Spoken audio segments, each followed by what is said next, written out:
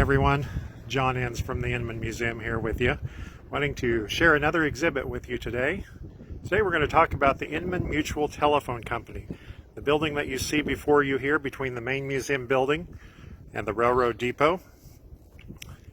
This building was built in 1906 as the telephone office for the town of Inman. Let's go ahead and go inside.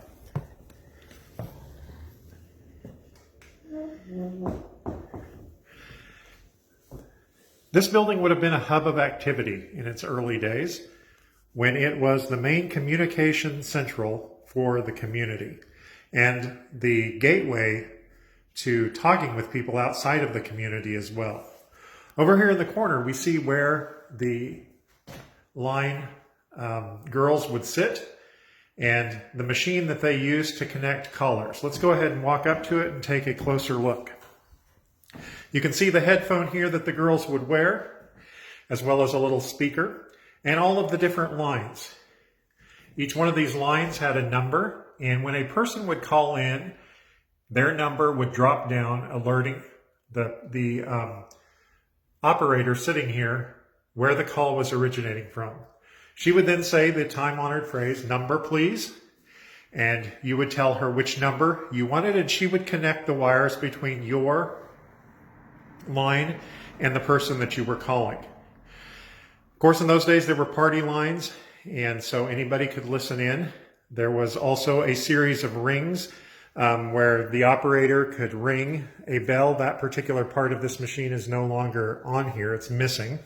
But the rings, everybody had a different ring, and it was a series of longs and shorts that they would use to get the call to where it was supposed to go. I believe there were 5 different party lines in the Inman area in the early days of the Inman Telephone Company. It was a very important job, and they were expected to be courteous. They were expected to be professional. Sometimes the calls were as simple as, "Is my husband across the street at the filling station?" to somebody has died or passed away, and they would have to give the bad news. In total, during the Inman Telephone Company's years of existence, 65 different young ladies manned the operator's chair that you see here. And of course, they were all single young women. And the only men involved were the linemen and the general manager as well.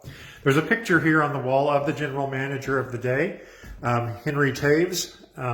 He also climbed poles and was a repairman. And the 2 ladies that you see sitting here, the one in the chair is Nettie Neufeld, later Nettie Epp, and then Lillian Meyer, who is standing. Along with their duties on the telephone, they would also do the bookkeeping for the telephone office. People would come in here to pay their bills. They kept up with the numbers and made sure that everything was working correctly. Also in this exhibit, in this building, is a very interesting collection of old telephones that have been donated to the museum over the years. It's worth coming to check out. Some will bring back memories, some I guarantee you've never seen before. An interesting collection of videos. You'll see that there was a fence and a gate that kept the public out of the work areas of the telephone office. On this wall over here are a few items, including the apparatus and gear that a lineman would use to climb the poles to repair the lines. You can see the sharp spikes that he would use to climb with. It was called a spike climber, or leg irons, or a gaff. Over here was a telephone he would use to check the lines.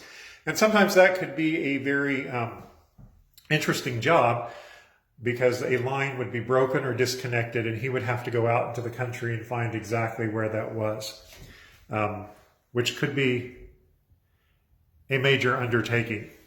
They were often very busy during windy days, as well as ice storms and things when the weather threatened the lines. An interesting telephone that just came into the museum recently is this one here from the 1960s. Some of you may have recognized this. On the bottom is the dial. An interesting little side note that a lot of people probably don't realize is that the rotary dial telephone The rotary dial for telephones was invented not far from here in Galva, Kansas. Not sure of the year, but I've been told that. You'll see a doorway in the back there by the stove. This doorway led to a bedroom where the operators would spend the night. This office was manned around the clock, 24 hours a day. And so they had a bedroom here in the back where they could sleep and wash up. Really, that's about all there was just a wash basin and a bed. Through that door was the outhouse. On very cold nights, there were other things, ways to take care of business.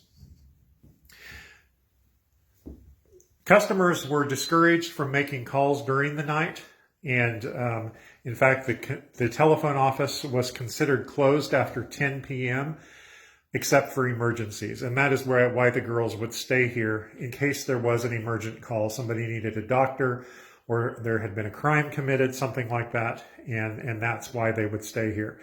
Generally, they opened up at 8 in the morning and took 6-hour shifts throughout the day, and that is how they staffed the telephone office. So anyways, I hope you enjoyed this little tour of the telephone office. This building was used until 1936, I probably should add, and until the new office was built, which is no longer a telephone office either. And they did move, that was a red brick building that was built right behind this one.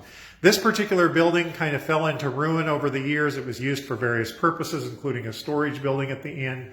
But it was moved here to the museum in 1991 and restored. So come check it out once we're through with all this quarantine and stay-at-home business. Would love to see some of you here at the museum and to see in person what it all has to offer. Thanks.